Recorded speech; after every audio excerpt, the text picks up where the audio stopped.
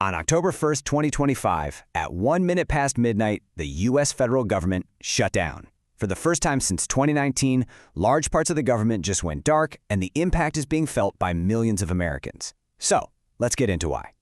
To really get what's happening, we're going to break down what a shutdown even is. Then, we'll dive into the specific political fight that lit the fuse this time, see who's getting caught in the crossfire, and finally, take a look at how this whole mess might actually end. All right, so first things first. What is a government shutdown? It's kind of a strange feature of the U.S. political system where the entire machinery of the government can be legally forced to just stop. It really all comes down to money. See, Congress is supposed to pass 12 different funding bills every year to keep the government running. If they don't, this old law called the Anti-Deficiency Act kicks in. And you can think of it as a really simple, hard rule. The government is legally forbidden from spending money it hasn't been given. No budget, no spending. It's that simple. So right away, this splits the federal workforce in two. You've got your essential employees, think air traffic controllers, active duty military. They have to keep showing up to work, but their paychecks, they stop coming until the shutdown is over. And then you have everyone else, the furloughed employees, who are just sent home, also without pay. But not everything just grinds to a halt. Things like Social Security and Medicare, they're funded separately, so those checks still go out.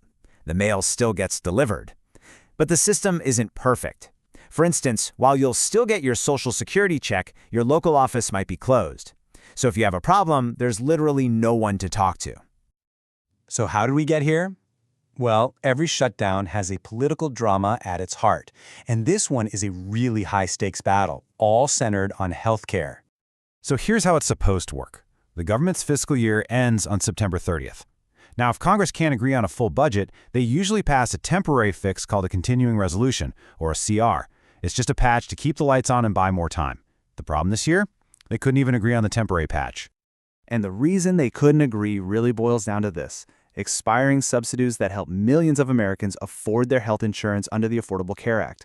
On one side, Democrats refused to pass any funding bill unless it extended these subsidies. On the other, Republicans insisted that funding the government and debating health care were two separate issues that should not be tied together. And here's the political math that makes this whole thing so tricky. To pass a spending bill in the Senate, you need 60 votes, a supermajority. But Republicans only have 53 seats. That means they physically cannot pass a bill on their own. They absolutely need at least 7 Democrats to join them. In this kind of environment, compromise isn't just a nice idea, it's a requirement.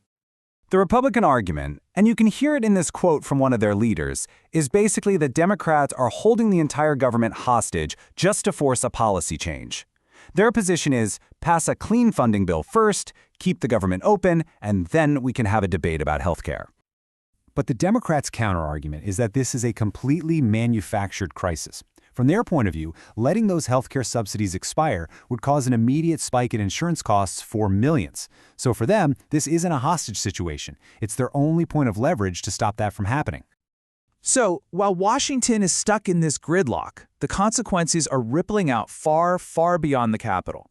What does this political fight actually mean for the rest of the country? Well, first and foremost, you have about 750,000 federal workers who've been furloughed, basically sent home. Now, a law does guarantee they'll get back pay, eventually, but that doesn't help them right now. A lot of people live paycheck to paycheck, and a single missed paycheck can mean real, immediate financial trouble. The shutdown also hits critical social programs hard. Federal funds for SNAP, what we used to call food stamps, are expected to run out by November 1st. The WIC program, which helps women, infants, and children, is running on fumes, depending on emergency funds. And new grants for Head Start, a vital early childhood education program, are just frozen, leaving about 60,000 kids in limbo. This creates a massive economic blind spot. The Bureau of Labor Statistics has just shut down. That means the monthly jobs report and the Consumer Price Index, our key inflation report, are delayed. So why does that matter? Well, the Federal Reserve uses that exact data to make decisions on interest rates. Businesses use it to plan. Without it, everybody is just flying blind. It's also a huge blow to anyone trying to start a business. The Small Business Administration has completely stopped processing new loans. That's almost $860 million in funding every single week that small businesses rely on to get started, to expand, and to hire people. And right now, it's just frozen. And the economic damage just keeps spreading. With all the national parks and Smithsonian museums shuttered, the U.S. travel industry is estimated to be losing a staggering $1 billion every single week. That's a direct hit to all those local economies that really depend on tourism. Now, we've seen government shutdowns before, but this one has a different feel to it. There's a new threat on the table that goes way beyond just a temporary closure. So let's explore what the endgame could look like. If you look back, you can see a really troubling pattern. Shutdowns aren't just happening more often, they're lasting longer. The one back in 2013 lasted 16 days. The one in 2018 stretched to 35 days, the longest in U.S. history. And given how deep the divisions are today, there's a real fear this one could last just as long, or maybe even longer. So eventually, the rising political pressure and public anger will probably force some kind of deal. That's how these things usually end. But there's a new element in play this time around, a factor that really changes the stakes, especially for federal workers. And here it is. For the very first time, an administration is openly using the shutdown as a tool to permanently downsize the government. They've told agencies to use this downtime to start a reduction in force, or RIF. And let's be really clear. A RIF is not a temporary furlough. It means a permanent layoff. You're fired. And plans for over 10,000 of these firings are reportedly already underway. When you take a step back from all this, you see that a government shutdown isn't just some technical failure. It's like a flashing red light on the dashboard of the American political system. So let's just zoom out for a second and ask what this recurring crisis really tells us.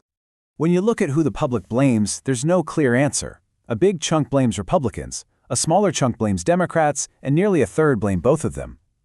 This division is a perfect mirror of the intense polarization in Washington that lets these crises happen in the first place. And that leaves us with this final, lingering question. Governing by shutdown seems to have become a regular thing in American politics. So what is this constant cycle of crisis, where the basic functions of the government are used as bargaining chips, really say about the health of the system itself and its ability to tackle the truly huge challenges that we all face?